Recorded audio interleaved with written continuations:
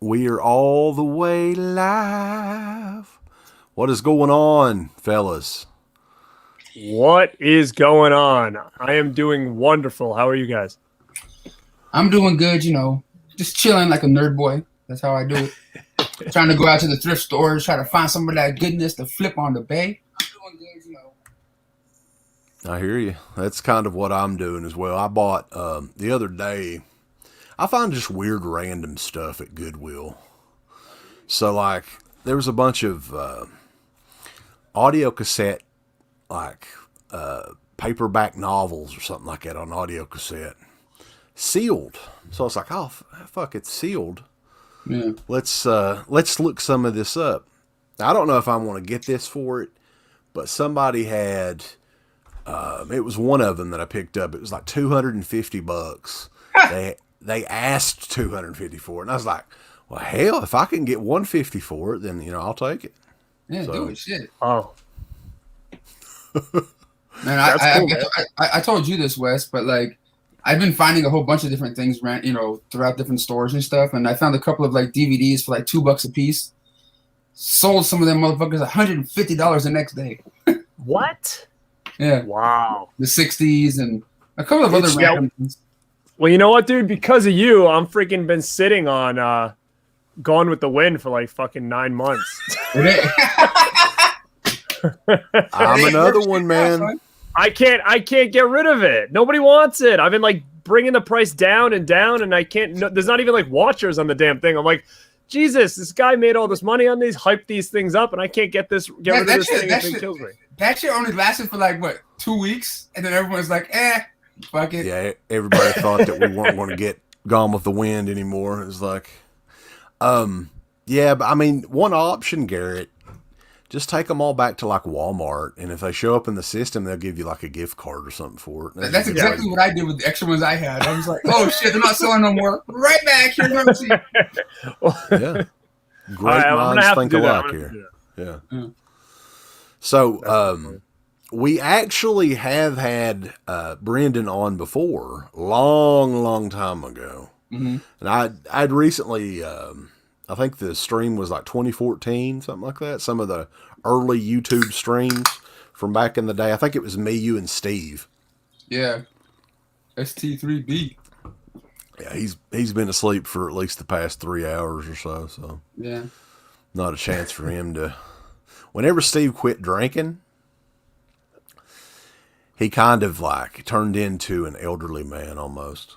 Yeah, he wakes up early, shines his head and starts his day, then goes to bed early. So basically what we're going to do, I mean, it's kind of just like a bullshit session. I thought to not, what normally we have these themed shows, fan commentaries, what did we do last time? Sequelitis, stuff like that. But there's a lot of cool news topics to talk about. A lot of media announcements this week. Take some fan questions too. Just hang out for a little bit, Yeah, man. Sounds good. So let's see who we've got in the chat here. Joe Bob Tar Heel, the Three Amigos. That's right. That's what we can call ourselves. We'll have our own specific show. The Three Amigos versus, I don't know, whatever. Versus Steve. Aaron White, what's going on, dude? What's up? What's up? Pop culture vegan. Good evening, sir. Good evening. Geek Room Life says, this is the most epic fucking stream ever. Spotty Wi-Fi outside at a fire. Definitely going to rewatch if I lose the... Yeah. Hell yeah, man. Thank you. Brandon, I guess he's just wanting to cut right to the chase here. He wants us to talk about the Hitcher. I'm not gonna lie, I haven't seen that shit since like the early DVD days, man. Yeah. Well, we've been mentioning it. Like Wes and I have been kind of bringing it up recently. Thinking that it's about time that this thing gets re-released. But I'm gonna say, in my opinion, I'm a little kind of bummed out with it. Am I glad we're getting it on a Blu-ray release? Because, I still have my snapper case DVD, sitting on my shelf. That was like one of the first DVDs I think I bought. Great movie. It just sucks that when it's only region B, it's locked, which kind of sucks. I do have a region free player, honestly, but it's like one of those players where I actually have to type in like a code every time I put region 2 disc in. So to me, it's just more of an inconvenience. So I've been kind of just staying away from a lot of locked stuff nowadays. I get you, but I have an all region player too. But it's an easy one on mine. I just have to like hit a certain color for like 10 seconds and then it flicks over or some shit. Mm-hmm. It's pretty cool. I've been using it for 88 films, releases of things. All those Jackie Chan martial art ones. The weird thing, though, we were talking about this before, Garrett and I, though, when it comes to the Hitcher, there was one DVD release of the Hitcher in the United States. It was the HBO, the snapper case release. Yeah. So that was close to, if not, I think right at 20 years ago. That's crazy, man. So, I mean, it's cool that Second Sight Films in the UK is doing this. I'm sure it's going to look great. But there was a rumor, I think, a few days before, but they did kind of officially confirm it, that they were working on it, stated that they would have loved to release the film in 4K. However, the original elements are missing or no longer exist, and therefore it won't be possible. I don't know what the story is with that. I would love to find out. I actually have the writer of the film on Facebook, but he doesn't really respond to much. Eric Red, I think he was the one that kind of, scooped everybody out ahead of time talking about the release.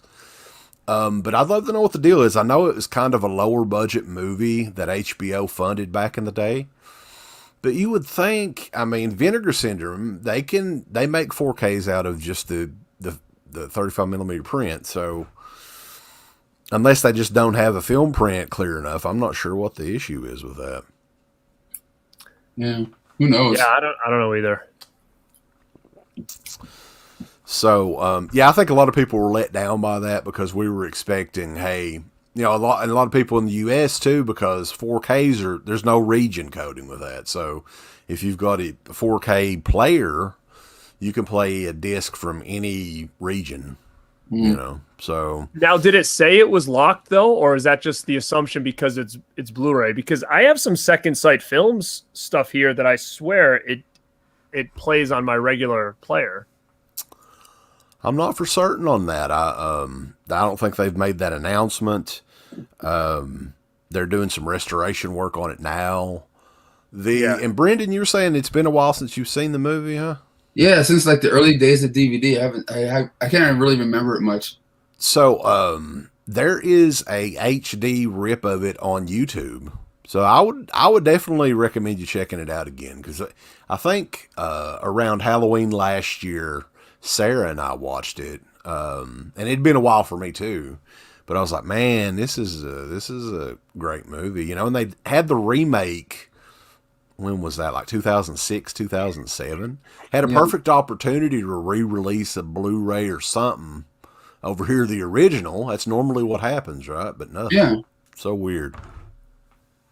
This whole world's been weird lately, man. No doubt. Yeah. Again, I would really just see. I don't know. This might be a region-free deal, because I'm looking over here and I have When a Stranger Calls box set. I have Flight of the Navigator, and those aren't 4K. Those are just Blu-ray, and they both are working in my player. So maybe, even though it's a Blu-ray, maybe it is going to be region-free. Which, again, I have a region 2 player, region-free player, and I would probably buy it regardless. But out of me being just out of convenience purposes, I think that it would just be better if. It was region free.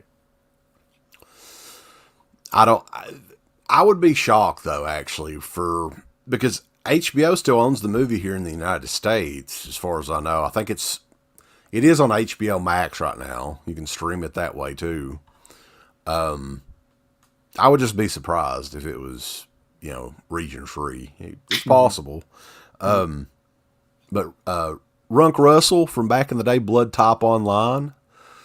The Hitcher is a great movie, and I don't pull out my burned copies of movies a lot. That's all I have of it, I think. I just like that you guys are talking about it. It's such a creepy chase movie. Mm-hmm. It really is. It still works, man. It's creepy. Yeah, I like the music and stuff in it too. Yeah, adds a lot. Yep. It's got good atmosphere to it, Mm-hmm. Antonis, I don't even. This is one of your buddies there, Brendan. Try pronouncing that name. What's up, Antonius? It's one of your cronies, Brendan. Cronies? The wet ones. That's what you need to call them. Your Hulkamaniacs are the wet ones. Isn't that what those little wipes are called? Wet ones? Yeah. Yeah, no, I saw that too. Speaking of that, did you? Now that I just got me on a topic of wrestling, really quick, there was one event. I think it was like a Survivor Series or something. It was I don't know. For some reason, I remember it was like Warrior, Hogan, and LOD, and LOD was talking. They were like, "You have your Hulkamaniacs, and you have your little Warriors, and we have the little Doomers." And I was like thinking to myself, like, little Doomers, like, did that would happen like once? Like, they've never called them that ever. Were you a little Doomer, Wes? Well, I mean, I guess maybe I was a little Doomer. I don't know. I didn't have. I'll have to try to find it. I remember you think it was funny. I was like, little Doomer. That was kind of random. I always wanted the foam spike. My God. Yeah, I never did get those back in the day. No, me either. To all the wet ones out there, you are rocking with a champion, brother. And if you don't know, you gotta know, brother. What are you gonna do, brother? Who's that signed by? Razor Ramon? Yeah, Shawn Michaels and Razor signed this one. Oh boy, what you know about that, brother? That's sick. I think I remember that back in the day. You did the unboxing for that. Yeah. That was back in the glory days for sure. Yeah. We didn't need to fast forward through wrestling back then. Yeah. That's true. I haven't watched wrestling in forever, dude, except for like random like DVDs and shit or Blu-rays they come out with. I'm with you, dude. I haven't watched it in a long time either. WrestleMania I watched, but that was it. Yeah. I still watch it. I'm like a crack addict, I guess. I don't know. Brandon Skaggs says that was the Survivor Series with the Warrior, Texas Tornado, and Legion of Doom. Aha! That was it. Little Doomers. You little Doomers, brother, and your tornadoes, dude. Yeah. Oh shit! Actually, I gotta get something real quick. I gotta ask you guys. I gotta ask you a question about this. All right. Sure. And I think Garrett, we need to talk about this movie tonight too. What? Oh yeah, we can talk about that. All right. I got this piece, from this autograph community I'm a part of, but like I just got it because it looks rare as shit to me because I do not remember this. But it's autographed by Hulk Hogan and Mean Gene. But when the fuck did they team up together? I don't know. The 80s or 90s that was, I'm guessing that was pre-WrestleMania 1, probably, or right around the time of WrestleMania 1. Yeah, that's cool though, dude. I can't remember this very much, but like some people were telling me it was like they teamed up once or twice or something like back in the day as a tag team or something. I've got a old WWF magazine that has that same picture in it, I think that's probably like 84, 85. Yeah. It's pretty cool though, man. Yeah. Rye the Horror Guy is saying that the Hitcher is actually on Cinemax right now. Wow. What's the odds? So the Hitcher would be a good... Joe Bob is talking about AEW. AEW is amazing. He's trying to stir the pot. I've never watched an episode of my life of AEW. Here's my problem though with AEW. I'm not going to get into it very much because you guys aren't that familiar with it anyway. So they do a lot of the same shit that WWE does, right? But they've got their group of fans that basically, like, if AEW could fart in like a perfume bottle, they'd just be like, yeah. No, that's what I feel like. They can do no wrong, you know. I haven't watched it, but like a couple things. Like, just imagine, that that big explosion match, and if it was WWE and that was the end game, right? It would have been, they never would have heard the end of it. And then recently I heard they just had another match recently, which was just like botches for like the whole match, and everybody was like praising it. But hey, I don't know. You need to look up from the show on Wednesday. They had like it was called Blood and Guts, and it's basically that's what I think I'm talking about. Somebody said it was recent. They said it was just like a big botch fest the whole time, and they said it was almost comical, and I didn't see it. So the end of it is what was so comical, because Jericho got thrown off the top of it's basically War Games is what Blood and Guts is, the old, double ring cage from back in the day. So they throw Jericho off the top of it, and he lands. Here's what this is. I'll describe it to you.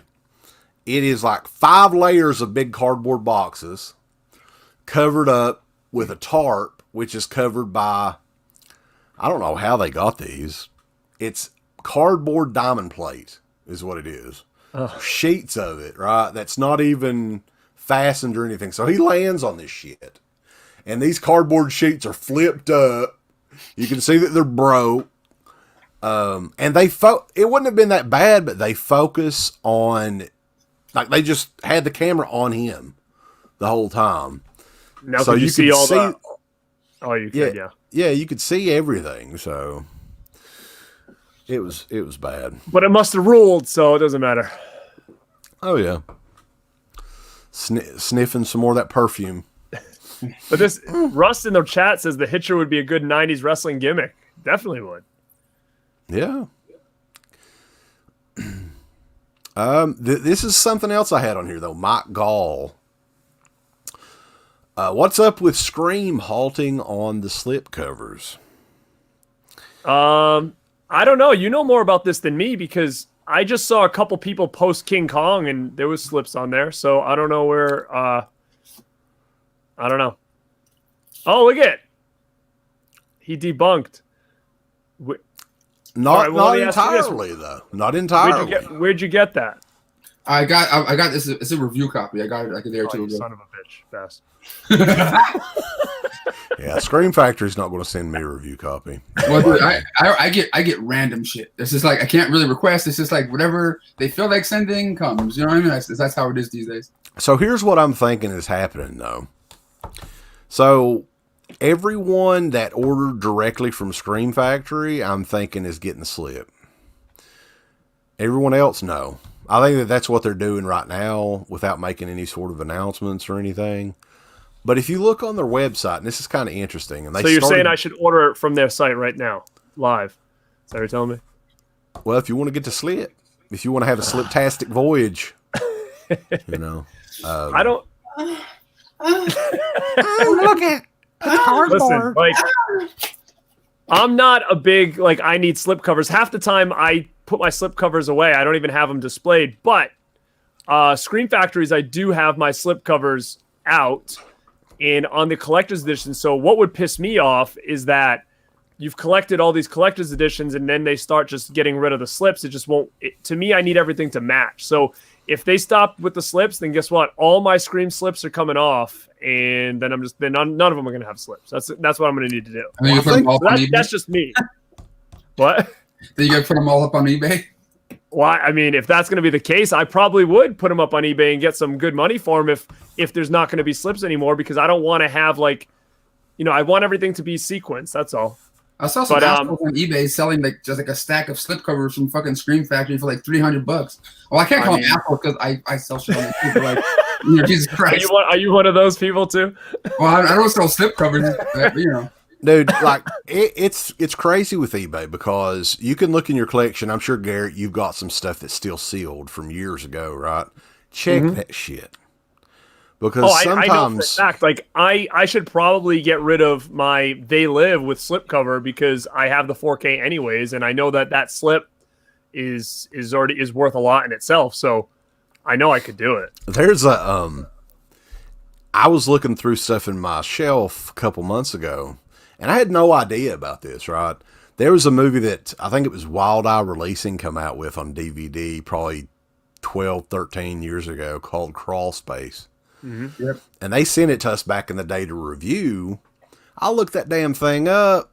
It was like $150, $200. I'm like, what the hell? Yeah. Yeah. You know, evidently it never came back out or whatever. And then the steelbooks, the Disney steelbooks. Yeah. Sarah's the one that grabs them, you know. Huh. I was looking at fucking Little Mermaid slipcover, and I was like, we're selling that shit. It was like another one that was $250 on eBay. So it's kind of ridiculous if you've got some sealed stuff that you really don't think you'll ever watch. Look it up because people are. Yeah. If you also Anybody know?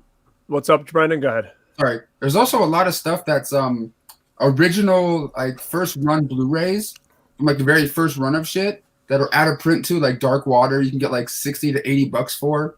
You know, the blue cover one and shit. Mm-hmm. And I you know, a lot of the original Blu-rays that first Is came out. that movie with Jennifer Connelly? Yeah, that's just fucking expensive now. I have that sealed somewhere. Yeah, look it up on the base, sir. That's going on eBay. And have you ever seen the movie 200 Cigarettes from back in the day, like Ben Affleck, Christina Ricci? I want to sell Dark Water and buy Career Opportunities because that's the Jennifer Connelly movie I need on Blu-ray. Oh hell yeah, dude! With them, her and Target and shit. Yeah, get that for sure. How you doing, girl? What's up? Hey, does anybody know? You know what I do have still sealed is remember when Scream Factory did those Halloween steel books? Are those worth anything? Because I could probably dump those. That I'm not sure. You might have to scan that eBay app on that one, son. Yeah, sometimes Scream Factory stuff is like, it's hit or miss with their stuff because I think certain ones they just mass produce and they can't sell. Like when Walmart had a bunch of their stuff, well, they still have some of their stuff like the Omen set and the Fly set and Firestarter and a bunch of stuff like that. So those will probably never be worth anything. I really thought that Friday the 13th set was going to be out of print and going for some crazy shit already, but no. Oh, no, you talk to Wes. He's got like 6 copies. Dude, look, I ordered one. He's waiting. I ordered one, right? Like everyone else did when it first came out. I was waiting for the mailman to come in shit so I could do my video or whatever. Motherfucker brought 2 boxes. So 2 of those big ones. So I have like one extra one that's not even open with the posters and shit. Yeah. I was like, come on, go ahead and print, motherfucker. I took advantage of the Target. They had like, what was it? Buy 2, get 1 free deal or something like that. And they had it was like $77 a set. So yeah. I'm like, yeah. But yeah, they're in another room. Like those random like replacement discs. Oh yeah. I haven't put it back in the set or anything. It's all from. Funny. It's funny because I got my set and I was like, you know what? I'm going to sell off the posters because I don't even have room for them. Yeah, and, I sold the posters for $100, and sure enough, I get an email back from the dude that he got them and the whole thing was crushed. So the postal service crushed the box of posters. So then I had to go through insurance to try to get a refund. And put it this way, I didn't get no refund, and I paid for shipping twice, so I lost money on that gig. So yeah, sucks. That's how it goes sometimes, though. Ugh. Man, UPS sucks sometimes, man. And they're slow as shit still. We got a random question here from Jordy Switzer. Is Feast a good movie? What do you guys think about Feast? I remember liking Feast. Directed by John Gulager. I was actually invited to the premiere of that one and got to hang out with John and Clue and stuff. And Patrick and Marcus, the writers, directors, whatever. I mean, the writers of the movie. And I kind of liked it. Maybe because I'm biased because I was invited to the thing. It was like one of the first premieres I ever was able to go to. And I found the first one to be fun. The second and third one, I was even. I think you're on the money. The first one was kind of fun, but it has been a long time since I've seen it. But I remember kind of liking it at the beginning, and then I remember watching the sequels and being like, maybe I didn't like it so much. But I think it might have been just the sequels that were not that great. Wasn't it one of the sequels? Didn't it have like a couple of naked like little people with gigantic dicks? Do you remember that? Was that one of the? You might be right. I think it might be one of those ones. Yeah, and I think they may have had like luchador masks or something. I don't remember. There was like there was a slow motion scene of like 2 or 3 midgets. It was seriously like they had dicks like swaying in the wind or whatever when they were. Don't recall. I don't really. Good comments in here though. Go check it out. Scott's talking to you, Wes. Okay, let's see here. Mail a box of slipcases with a pile of shit. You can't live that down. To Scream Factory. I'll never live it down. I tried to make peace with him, but it's another fuck you from Scream Factory, so that's fine. Okay, but I think you guys may have talked about this before in one of your shows. But what do you guys think about Scream Factory and them trying to do those limited editions, like 1,000 piece things and all that jazz? Because like I bought one or two of them just in purpose to try to resell and shit. I sold one for $120, but like that's pretty good. They're just kind of sitting there. I think personally, I think that they own the rights to a lot of these titles, and the reason I say that is because everything that they've done that with, I have on DVD from Shout Factory. So they had released all those on DVD like probably 6 months before they announced the Scream Factory. Like Scream Factory was going to be a thing. Yeah. So I had bought all those on DVD, and now they're re-releasing them on Blu-ray limited edition. I think it's just one of those things that they have them, and I don't think that they think they're gonna sell. So they might as well be like, all right, let's just try to re-release these. I mean, the quality might not even be that much different than the DVD I have because it's only a few years old. Well, I say that, but how old's Scream Factory? Probably like 10 years old. It feels like 5. But yeah, I think that's what it is. I think they're just taking some of their stuff that they have the rights for, and they're just putting a Blu-ray stamp on it, dumping it out, and just trying to get rid of some stuff and keeping the minimum, quantities so people will jump on it. Because everything that they've released, I own it. When is their next drop of that? Because like I think they only dropped like 4 titles so far, like 2 1 month, 2 the other month, and that. When's the next one? Well, what's funny is I think they did this before. I think they did this one time before with a couple movies. I'm trying to think which ones, but that are sold out already. But I don't think it was such a big deal back then because I feel like the limited edition thing got really crazy when Rad like randomly went out of print. I think that limited edition and everybody looking at, how many copies are available. Like I think that really spiked when people realized when Rad went out of print that they'd missed it. And now I think they're just trying to take advantage of that because I do remember them releasing some of those Blu-rays of movies that I had on DVD and me kind of passing on them. I think one might have been like Streetwalkin' or something like that. I don't know if you guys remember that movie, but I think they did like a limited run for that. I think Streetwalker is a movie about Steve Bedingfield, just walking down the street of Crackle Bottom trying to make some extra cash. Jesus. Steve, plus Steve. Guy's like trying to sleep. Well, Steve's one of those guys. It's just fun to make fun of him because he has no sense of humor at all, really.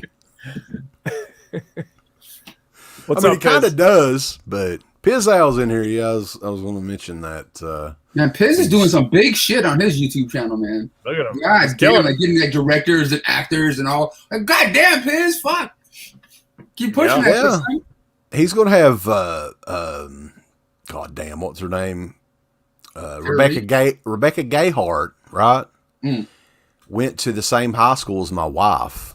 I mean, she's a few years older, of course. So she is from like the deep, dark hills of Eastern Kentucky. So Pizzow, it's your opportunity to say, hey, did you know that there's another horror icon in Eastern Kentucky? Well, speaking of that, what else is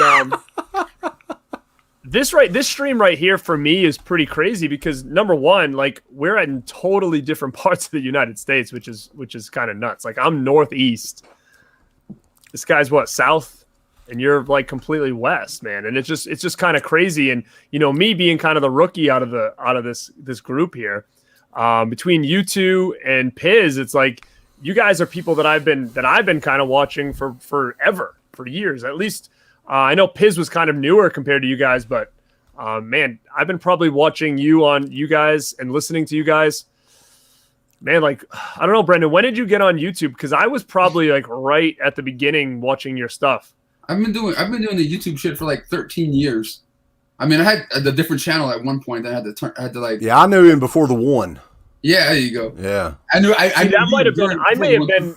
Yeah, I don't remember. I just remember it was like you and Sean were the first two that I was really following on YouTube when it was like coming to, because I was a big DVD collector at the time. So it was like you two were the two that I was really following when it came to like movies and all that kind of stuff. Yeah, when it comes to the unboxings and the DVD Tuesday deals, I think it was you and Cool Dude, or you were like the pioneers.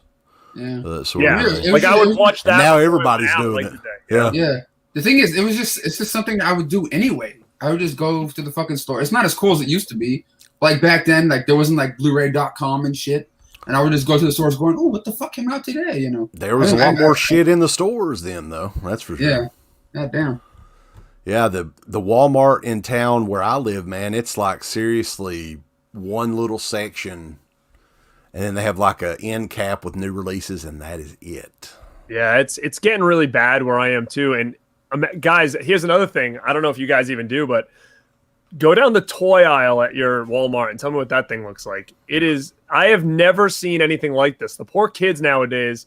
I remember being a kid going into a store and it was like there was toys and action figures for days. You go down the aisles now and it's like a bomb went off, and it's been like that for like the last like 3 years. I don't know what the heck is going on over there. Kids these days, for the most part, that I've noticed, since I live with two of them, my sister's kids and stuff. Kids these days, even when I'm walking around stores and see them with parents, you know, different kids out with their families, it's just like here's my phone, here's an iPad, shut up. You know what I mean? Like toys. No, I don't think the kids. Well, yeah, they can't buy it because there's nothing there. It's people like me and Garrett that are actually buying the toys. Kids are buying them. Well, you know what? I have an excuse now. You know, I have a 2-year-old, so I'm getting him prepped. I'm prepping him. So you already bought that iPad ready and getting it charged up here. But I'm on this hunt now where I have this goal where I'm trying to get him into He-Man now, because He-Man was like my first big action figure line as a kid. So they just re-released these new He-Man figures. So my goal is to buy every single one and have them all wrapped for him for Christmas this year. And in hopes that he gets into them. So, and if he doesn't get into him, you'll take him. Yeah, right? I'll just keep him. Yeah, of course. So, real quick though, Pizzel's talking about the Vinegar Syndrome slips. They're worth their weight in gold on eBay. Yeah, I mean that's the thing. Like, really, if you want to collect Vinegar Syndrome stuff, just buy an extra copy here and there of stuff that you've already got. Wait for the slipcover to go out of print or for the movie to go out of print or whatever, and sell it, and you can make at least double or triple your money back. Mm-hmm. I will say this I can never see myself fucking buying the slipcover. I can't do that. Here's $80. No, fuck no. No, definitely not. I got to be honest with you. Here in about a year or two, if this goes out of print, I'm going to sell the whole fucking thing. I'm not going to keep it. Talk about that, don't you? But I will give them this. I'm not a slipcover guy, like I said. The reason I keep the slipcovers for Screen Factory is just because that tells apart the collector's editions from the regular editions. But Vinegar Syndrome, I will say, does a real good job with the quality slipcovers that they have. Like they don't even they're that hard cardboard or whatever. So, it is a nicer look when they have their slips on there. And I know a lot of other companies are kind of doing the same idea when it comes to their slips. It's not just paper anymore or that light, thin cardboard. It's actually real nice material with some artwork on it. So I have to give them props for that, which is always nice. But when it comes to Vinegar Syndrome, since everyone's been talking about their shit, this is the only thing I got recently from them within the last couple months was that Marshall Hall one, only because it looks kind of cool, and Cynthia Rothrock is kind of a friend of the channel. Mm-hmm. And I was like, fuck it. I still haven't even opened it or watched it yet because I'm scared. I'm like, fuck, is this worth like $1,000 already? I don't know. It's getting up there. There is something with Cynthia Rothrock movies, and there's not many that are out on Blu-ray or anything. Like, I don't know what the deal is with it. Yeah. Since you're a friend with her, I'd be like, what the hell? Well, we're not like friends, but we're friends on Facebook, and I talked to her a couple times about. Well, send her a DM, man. Be like, hey, I want some of your stuff on Blu-ray. What's up? Because there's some sort of deal. Dude, it's also the same thing with Dawn the Dragon Wilson, like the Blood Fist movies and shit. Like they're old Roger Corman stuff, so Roger Corman stuff's been being released a little bit. So I'm like, what the fuck? I don't get it.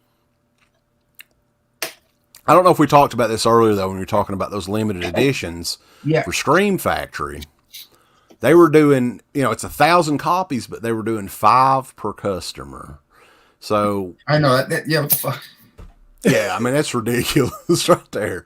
I mean, like it's just 1,000 copies anyway. It's not going to last very long anyway. So, I mean, you could at least do maybe 2 per person or something. Well, you know like what? More people I mean, I guess if you look at actually a business model like that, and by the way, Justin, what is up, my friend? If they're like 1,000 copies, you can buy 5, which basically they're telling you, hey, go flip this thing. Like they're basically telling you to flip these things. Now, from a business standpoint, if these are just shit that they want to get rid of and just, it's almost like they're creating their own hype, right? So if people buy 5 and they're all over eBay and then these things sell out on the website, then they're gonna be sought after, right? Because now people are gonna be all over eBay trying to get them. And I think all that does is it just puts more eyeballs on their product, right? So now more people are gonna be trying to figure out, okay, when are the next limited editions coming out, or when is it? So I think in a way, I think it's probably like this big game where they're basically hyping their own product in a sense, forcing people to hype it up by throwing it on eBay once it's sold out and getting more eyeballs on their stuff. I think that's what it is, because it doesn't make any sense that they'd say buy 5 and there's only limited to 1,000 unless they're using that as a tactic to make their stuff more sought after, which gets people more, invested in Scream Factory stuff again, because they have kind of fallen a little bit compared to what they were. And places like Vinegar Syndrome has kind of risen. When I was buying Vinegar Syndrome stuff from day one, and it was one of those labels that to me wasn't even like a top tier label. It was like, it is what it is, and it just kind of skyrocketed. And I feel like it was really the rad thing that put them over, in my opinion. I think a lot of it too, though, is they're remastering movies like this, like stuff that is that we would never have thought would have hit Blu-ray. Right. Rad, I would have seen that at some point for sure. I think it shocked everybody that it went direct to 4K. Right. Right. And evidently, a lot of people wanted it because they sold out of it in, a month or something? Not even that long. Yeah, and with that one, it wasn't even like it said, limited edition. Like it was, like I'm lucky that I love that movie so much that as soon as it went on pre-order, I grabbed it, where a lot of people were like, oh, I'm definitely going to get that. And then just kind of didn't pre-order it, and before they knew it, it was gone. And I even thought for sure when I saw it was sold out, like, oh well, because my buddy Mike wanted it. I'm like, dude, it's sold out right now, but they'll restock it, and it never happened, right? So, I think that really just kind of they found like a box, like Charles Mann does, and then Wes tried to get it and yeah, it's all right. He has the steelbook. Have you guys checked out the Dark Side of the Ring season 3 yet? I think it started yesterday, maybe. Wednesday, I wasn't really. I haven't really been following like the news with that. So myself being a huge Brian Pillman fan, growing up, he was one of my favorites always. And I was on YouTube the other day. It was like Wednesday morning, and I saw that they had like it on there. So I started watching it, and I was like, "Oh, this is great!" And then I talked to my buddies, and they were like, "Oh no, that's just like a teaser version." So I haven't seen the actual version that came out the other day, but I watched like a 40-minute version on YouTube, which I guess wasn't the full version. So I'm definitely interested in checking it out for sure. Yeah, I think Brian Pillman episode was I think it's a 2-hour special. Yeah. Yep. Where do they air that on? Like a website or some shit? It's Vice TV, I think. Okay. Vice, yeah. Ken Carlson, we did actually talk about the Hitcher coming from Second Sight. I think the consensus, at least with me and Garrett, kind of upset that, it's still a UK release and it's just a Blu-ray. I think we were hoping it'd be like a 4K release. Better than nothing, I guess. That's true. At least they're remastering it. Pizzal, he said, thanks, guys. It's hard to believe how long we've been doing this YouTube thing and how much has changed. It's crazy how much YouTube has changed. I'll say that. I miss the video responses, man. Yeah, me too. That's how I used to connect with people back then. You know what I mean? Like, you can kind of like become friends by doing that kind of shit. And it's kind of hard. You can't really connect with YouTubers these days anymore. I mean, at least like how it used to be. Now it's just kind of like, oh, well, they don't even promote channels like ours anymore. There's no chance in hell that we're ever going to fucking, No, I mean, a lot of the content now is it looks like shit that's on TV. Yep. like the stuff that they produce at least or whatever. It's like back in the day, if you watch some of our really, really old videos, we were using like a little Kodak Easy Share camera that, I don't know, it looked like something from like 1984 or whatever, you know. And now they're using these big 4K red, like, you know, what are they, like $5,000 cameras to make YouTube videos. Yeah, dude, there's like people out there making like hundreds of thousands of dollars a month on YouTube, dude. It's kind of insane. Yeah. Yeah. That makes me a little bit sick, to be honest with you. I know, right?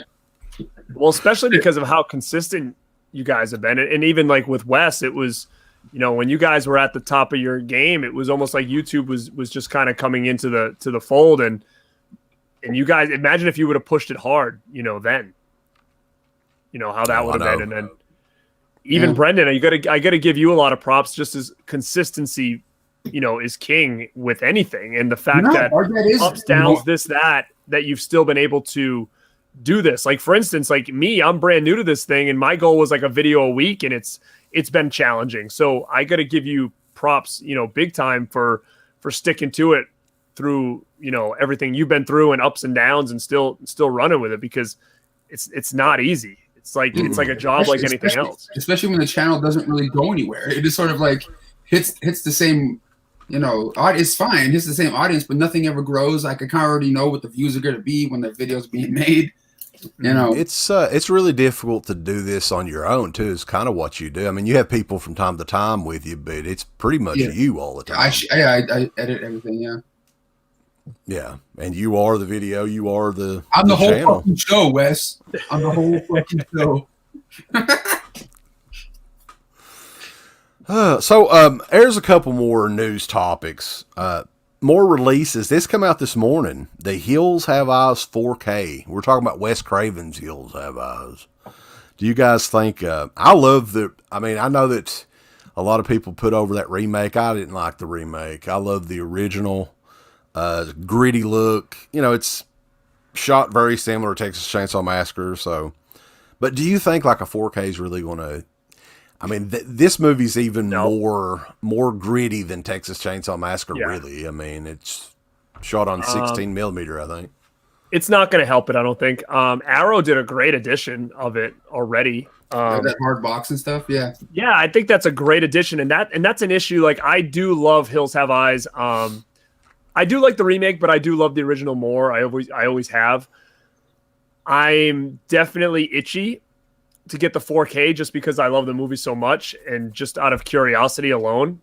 But I saw a quick thing you posted on it. It's another country doing it, right? It's just Germany. It's a limited edition. But it's going to be sauerkraut. Yeah, sauerkraut edition. Yeah. But I don't know. I think I would probably check it, but I have a feeling it's not going to be much better than the Arrow is, because remember when that original Blue came out? I think it was Image, and it wasn't really that great. Yeah. Yeah, I do remember that. I think the Image Blu-rays consistently were shit, though, right? Every one of them was bad. Whatever happened to them? Are they still around? I don't know if I heard their name in a while. I can't believe Media Blasters is still around. Crazy, right? Damn, Shriek Show division Media Blasters is still around. Yeah. So, but yeah, they're going to. It's Turbine in Germany, the same group that released the Texas Chainsaw Massacre 4K. They're doing a media book edition. Media books are big over there in you know, Germany and Great Britain. Mm-hmm. But yeah, I think it's coming out next week. Like it's kind of a secret release. They just announced it, so it's kind of, I think it comes out on the 11th or no, the 14th. Sorry. Now, if anybody in the chat can answer me this, or any of you guys can answer me this, I haven't been getting any of these Arrow 4Ks. I bought Tremors just because I only owned like that original DVD from back in the day, but you know, I want to be very picky on what I'm choosing to get in 4K. You know, just especially just due to space and just double dipping and upgrading again and all this other stuff.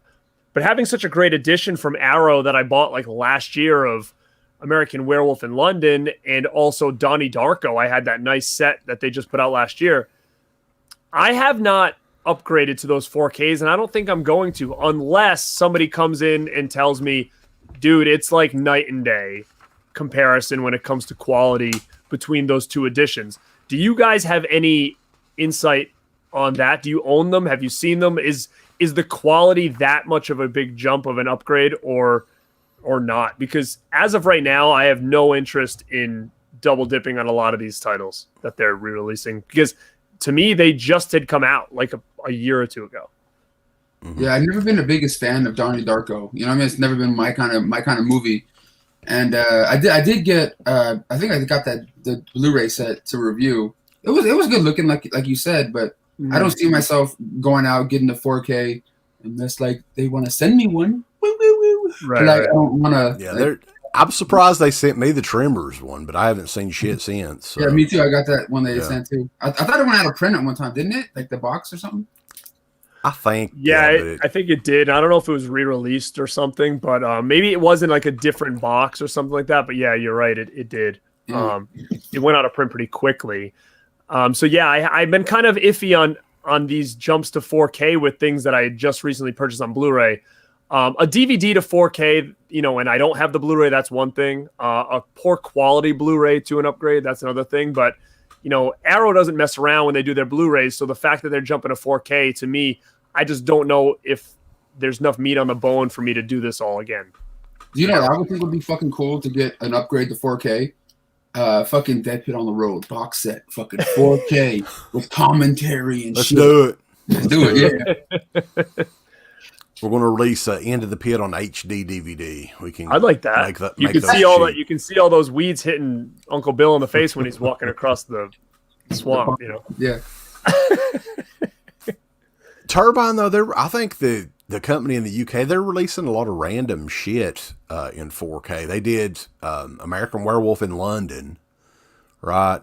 They did the Leatherface movie, not part 3, the one that they come out in like 2016 or something like that. The Abercrombie and Fitch Leatherface movie. And they're doing, I think it's the same company that's doing American Werewolf in Paris in 4K. That's just weird, man. That's going to be interesting, yeah.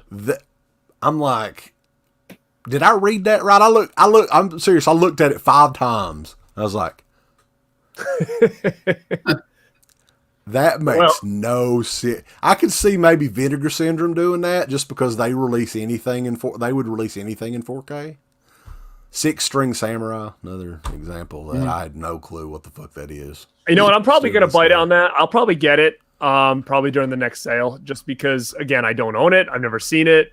And their 4Ks are always end up worth something. So I'm like, you know what, if I'm going to try it out, now's the time. But, I'm going to be in trouble with that next sale because I'm kind of like a month behind with them. So there's quite a bit of stuff I need to get.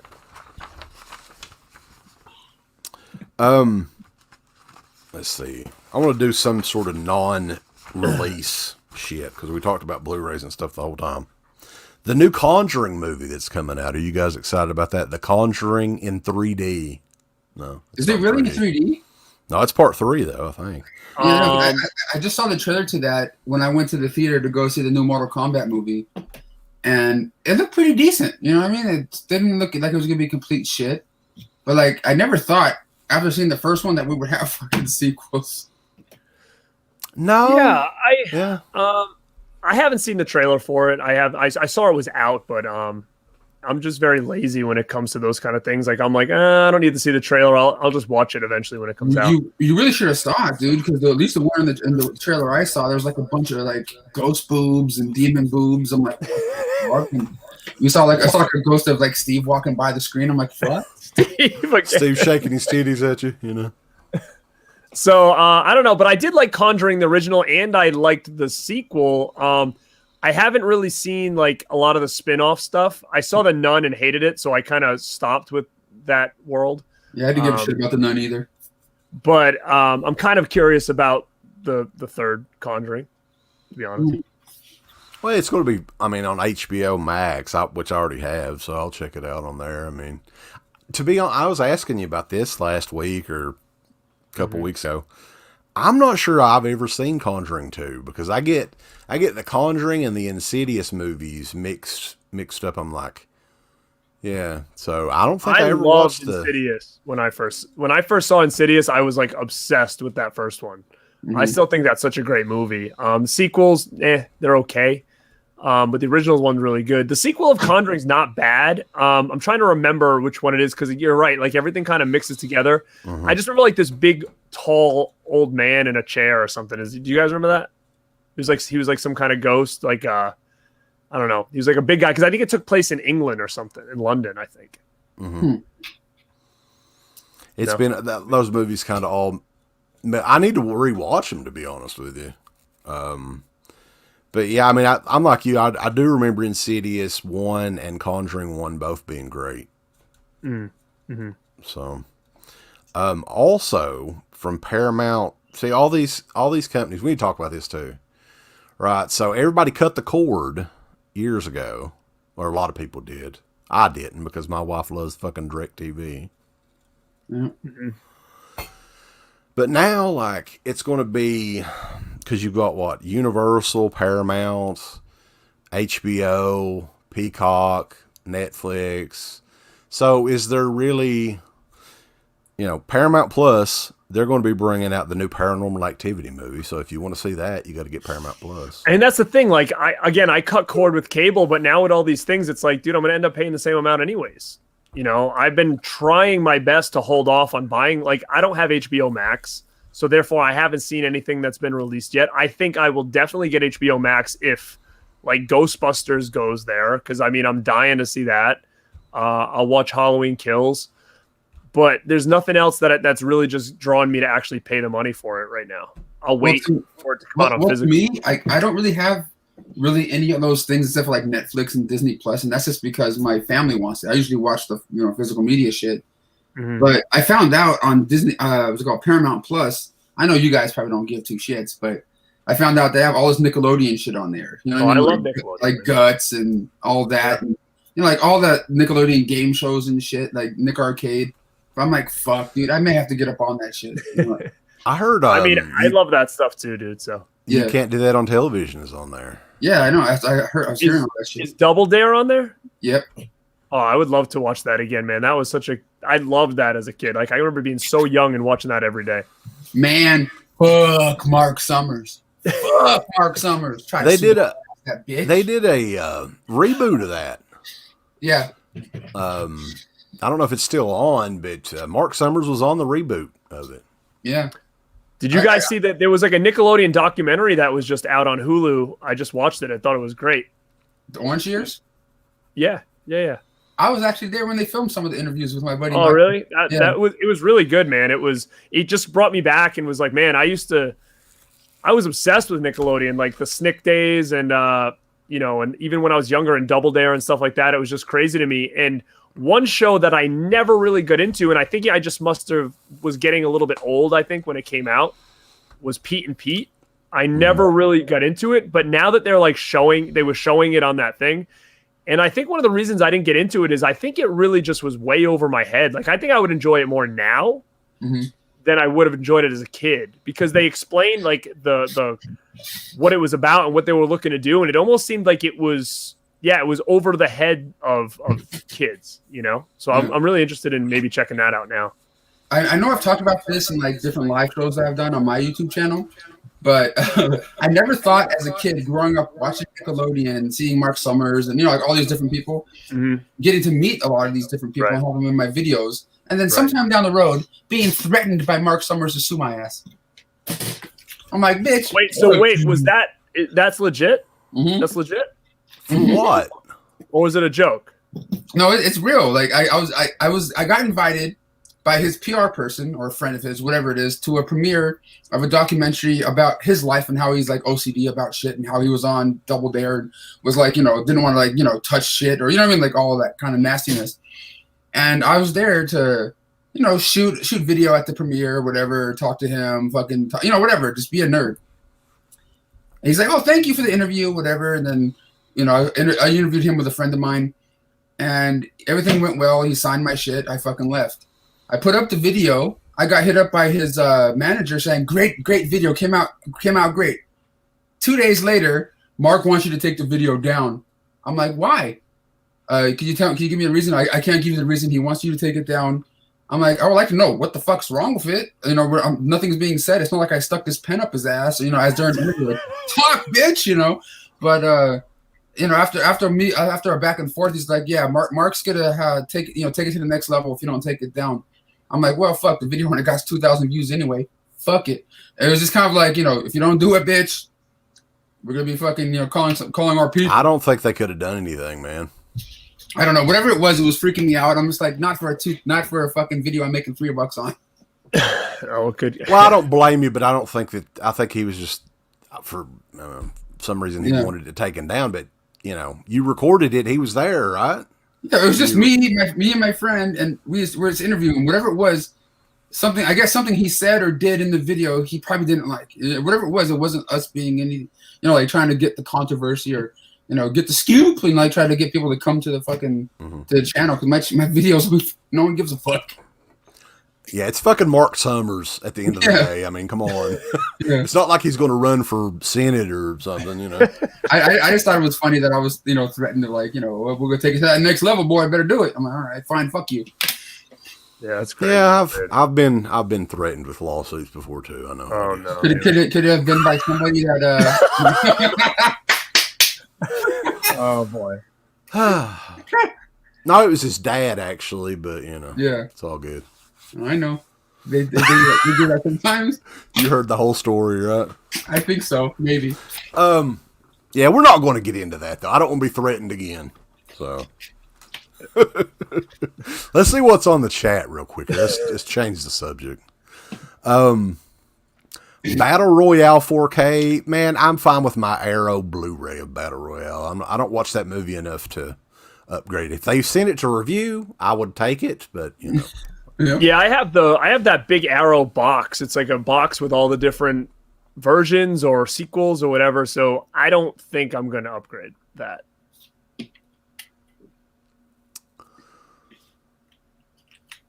You guys have any thoughts on Dexter coming back in the fall? I own all the seasons, never watched it. Really? I think they're still sealed too.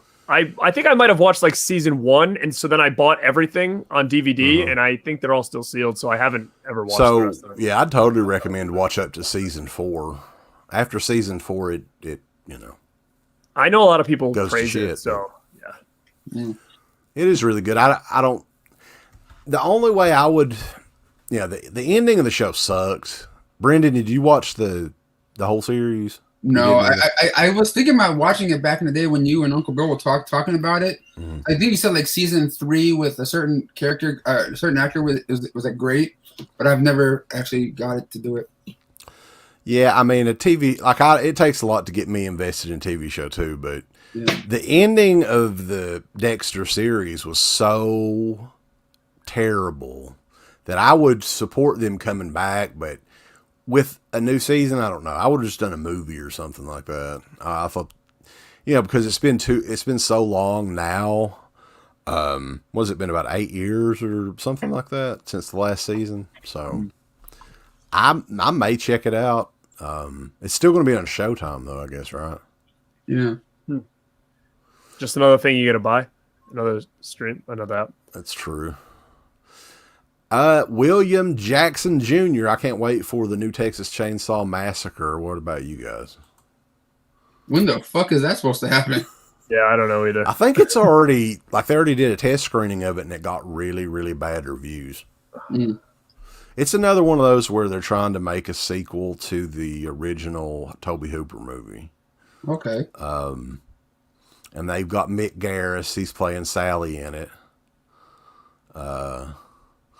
So I don't know. Like, it's one of those things for me. It's like, how many times are we going to go through this? Like, Texas Chainsaw, it was like, you had those 3, and then all of a sudden it just got nuts. Like, you had the remakes, and then there was another remake, and then there was a prequel, and then there was a prequel to the prequel. It was like, I don't know. It was a immediate sequel. It's just, I don't know at what point though are we. You didn't like that? You didn't like the one when like Leatherface is popping out of his mom, going.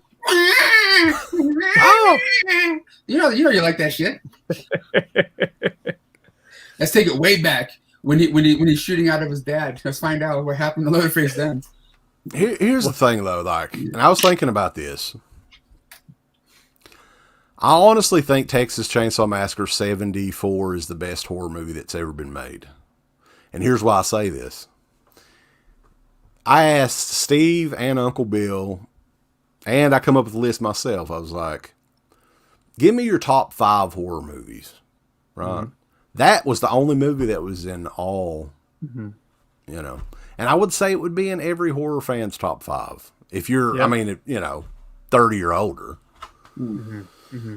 So doing a sequel to that, it's just, I mean, I'll watch it, but that was lightning in a bottle, man. That's never, that movie, nobody's ever, Tobe Hooper couldn't come close to it. So he just made something completely off the wall with Texas Chainsaw 2.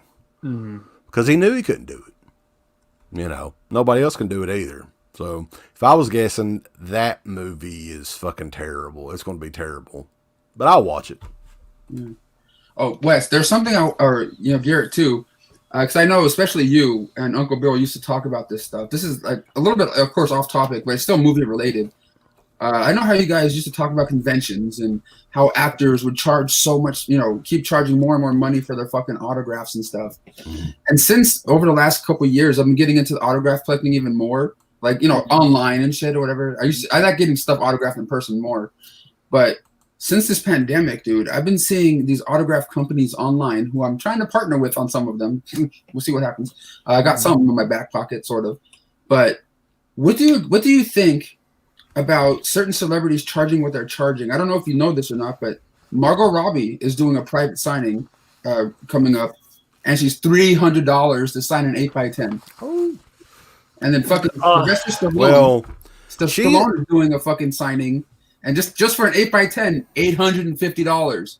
And other bigger sizes, it's more and more money. If you want him to sign a belt or a fucking pants, it's fucking more. My opinion, because again, I'm really heavily into autograph stuff, but I'm very particular because I'm not going to spend that kind of money on it. And number one, and number two, I'm very not mainstream. So like Margot Robbie autograph to me is not even anything that I would even consider. Like I have no need for that. I wouldn't even like look into, like, that's just me. Right. So, but if it, I can't tell you, I've probably got William Zabka's autograph like 6 times here, and he's going up and up, and there's a Rhode Island Comic-Con coming to me, and he's like one of the main guests where, before, and they're doing like a Cobra Kai reunion, which is great. But I've used a couple of these services during the pandemic when there was no conventions going on to kind of round out some collections. So like when all those Cobra Kai kids like did some stuff with Zobi, I grabbed every single one because I didn't know if conventions were ever going to be a thing again. I didn't know. And I mean, it was a little bit pricier than I wanted it to be, but I mean, it was nowhere near hundreds of dollars.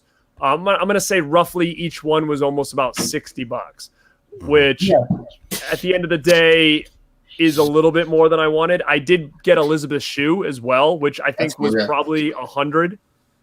But that was one of those people that it's like, what? Where are these companies coming up with the prices though? Margot Robbie, $300 for this. If anything bigger, it's more. Stallone. I mean, I think she's just considered an A or like a higher end actress. That's kind of taking advantage of the autograph community. Like a lot of these big stars are seeing how much money these smaller, actors and actresses are making to do this kind of stuff. Like same with like cameos and all that stuff. Like everybody's trying to get a piece of it, but it's just on how important it is to you. Like for me, Elizabeth Shue was important. Do I think $100 for her autograph was too much? Yeah. But I think for me, it was like, she's a bucket list for me for the last 20 years. I would, there's a couple other ones that are on my list of people to get. Arnold Schwarzenegger is, but I'm not going to pay $700 for it either. Well, I think that where they come up with the price though is all these celebrities have like an appearance fee. And the bigger the celebrity, like Margot Robbie, I mean, I'm sure the price of that's going to be outrageous. Same with Stallone. So I think that they're kind of, whoever the promoter is, it's setting up the signings. They're just saying, hey, what's the lowest I can charge that people will still pay, and I can make all my money back, from a $20,000 appearance fee or whatever the hell But the thing is, people charges. like Stallone, they don't fucking really need the money. You know what I'm saying? So like, why would they have to $850 or like $2,000 to sign a pair of gloves? Kiss my dick.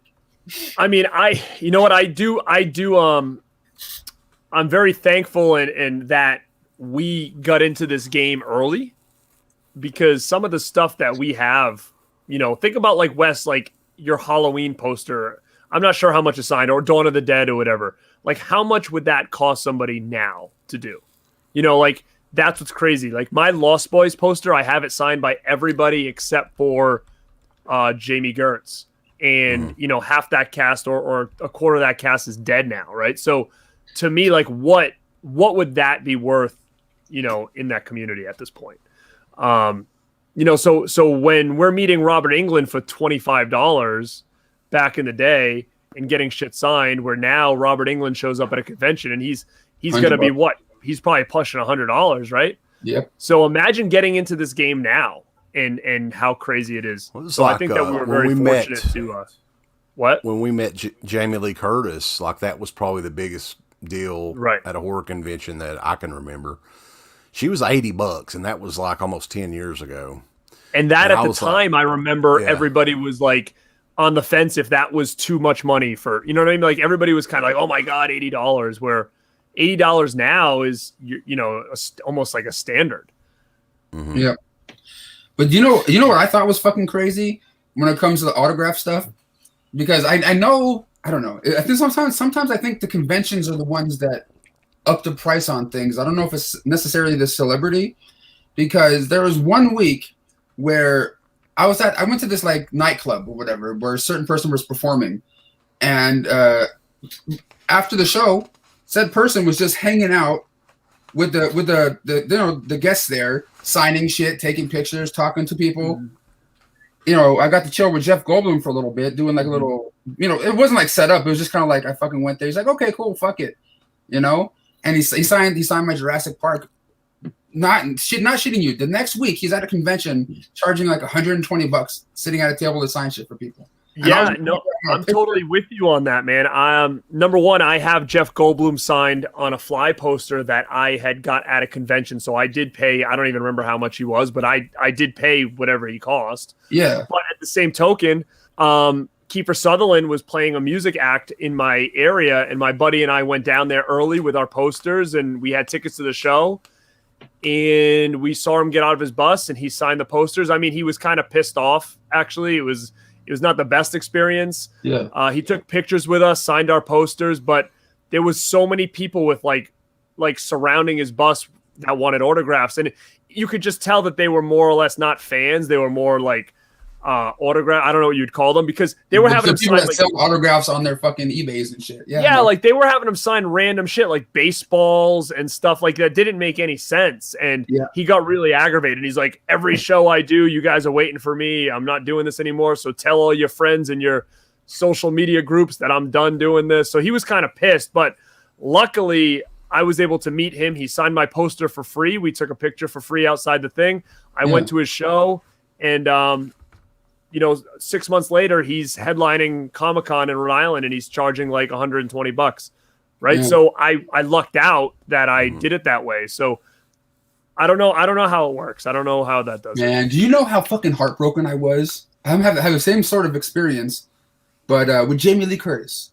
Okay, this was like a couple years. This is like as the new Halloween movie was coming out, the newest one, and she had a children's book coming out. This little small bookstore was advertising Jamie Lee Curtis from Halloween, like all up in the on the website and Facebook pages and shit, is gonna be here for her new children's book. So me, my friend or whatever, we went there. I had my sister's kids with us and shit too. They were like, we bought the book, but she was just like, I'm not signing anybody's fucking posters, DVDs. And she just comes walking out. I don't give a fuck. I ain't signing shit, so bring that shit to your car before we start reading this book. I'm like, fuck. That's tough. If you guys bring your shit and you put it on my table, I'm just gonna take it and fucking throw it. I'm like, what the fuck? She came out there with an attitude. I'm like, man, fuck this. I stayed there. Yo, I just got a message pop in saying Tawny Katane just died. Can you believe that? Did she have cancer or something like that? I don't know. Shit, man. That sucks. Yeah, that's sad. We'll go through some more of these questions real quick here. There's something funny that I found on Dread Central earlier today that I want to talk about later too. Are you guys good for a little while, or? I'm cool. Yeah, man. Okay. Faithful to One Another. He's talking about the Saw movies. He says that Saw 1 is high quality, 2 wasn't that great. Would like to watch the rest as well. Most are on Prime Video. So Saw's coming out 4K, or it may already be out. I don't know. Do you guys think those torture movies have aged that well? I mean, do they still... They had a huge following like 12, 13 years ago. But it seems like it's kind of fallen off the radar at this point. I can say this. I think the first one will hold up because it was a little bit different than the rest. The rest were just how crazy can we make these kills? I think the first one actually had a decent plot. It's been a while since I've seen all these movies. But I will give my buddy, he was actually in the chat over here, Justin at Movie Watch Daily. He's going to be doing a big full Saw type of review, or I think he just watched every one in the series to do some kind of big Saw thing. God, so the poor guy. Yeah, so I would say check out his channel, guys, and he's got something coming. If it's not already here, he's definitely doing a big Saw thing on all the movies. I have not seen Jigsaw, so I don't know anything about that one. But when those movies came out, the Saw ones, it was like every fucking year. Yeah. And I'm not gonna lie, I was kind of in the whole fad. I'm like, this is kind of cool. Fuck yeah, I'll go to another one, see what the fuck, see how these people are gonna die in this one. Yeah, because it was an event, and that's what I kind of missed. That horror was an event. It was like every October, you knew, like, hey, it's Saw. You get your buddies together, and we all go at the midnight showing, and it was just kind of an event. And we don't get that kind of stuff anymore. So for the time, I appreciated the idea of it because you always kind of got excited for it because it felt like it was, it was an event. Yeah, I think. But I don't know if they hold up. Not great. They're not great movies, but at the time, it was just kind of like the thing to do, Yeah, because you could get like the whole box set of them for like what, $13, $14 on Blu-ray. Yeah. It's just kind of odd, I mean, they made a fortune back in the day in the theater, and now it's almost like you can't give them away. So. Yeah, you just get those ones on eBay all day. They ain't going nowhere. Mike Gall said he's going to send me a Tony Moran cameo for my birthday. Tony Moran, get on. Hey, I heard you saying something about me and talking shit about those Halloween movies. Well, I say, fuck you, CK. Hey, Garrett told me a few days ago, Wes, that you said for my birthday, you're going to send me that Halloween poster with Jamie Lee Curtis autograph on it. Just for the fuck of it? No, I don't know where you heard that at. Do you have a Moran sign thing you can send him? I do actually. I have the one time that I actually paid Tony Moran anything, and I've regretted it for years. It was a reprint poster. Yeah, it was only $20 at least. What did he say when you had a sign? Did he say you're a loser? It's like, oh, you like the fucking stupid horror movie named Halloween, huh? I don't know why I'm talking like this because I'm from fucking California, but it is what it is. You know what? I met Tony Moran too. I actually have a butcher knife signed by Moran and Castle, so I guess I can't say too much. My reprint Halloween is signed by Tony Moran and PJ Souls. I still need to get PJ on the actual one sheet, oddly enough, but I have no interest in. Speaking of PJ Souls, I need to get her on this. This is kind of like a newer item I have in my collection, and it's horror related, and I believe PJ Souls is in this, but I need to get her on this one. Mike Carey, Bro. 60 Space Act. Oh yeah. I saw that and I was like, son of a bitch. I'm actually going to show you something pretty cool right now. Hold up. Yeah, I got to get PJ on that. John Travolta's doing the signing too. He's like $90, but that'd be kind of dope to get him. But I don't know if I want to pay that. You can get him to sign a copy of The Fanatic. That'd be better. I sent in a mini poster of The Fanatic to that fucking private signing that he's doing. I put like a little note saying, for an inscription, I have to poo, John Travolta. Come on, man. Come on, John. Do it, bitch. Oh. All right, bro. Look at this. Oh shit. PJ's on there. That's awesome. PJ and what's his name there? The Last American Hero. Yeah. But that's pretty cool. I like the carry bucket. Yeah, that is fucking rad, dude. I wish I had that bucket. I'd put that bucket right here. Just fucking like put it on the wall. But Sissy Space Sick there. That's sick. That's nice. I don't think she's ever done a convention, has she? I don't know if I've never seen her. We've got a. This is pre-DEADPIT days. They've got a little like a convention center thing, the Mountain Arts Center here in Prestonsburg. And she was set to speak at some sort of women's rights thing or something over there, right?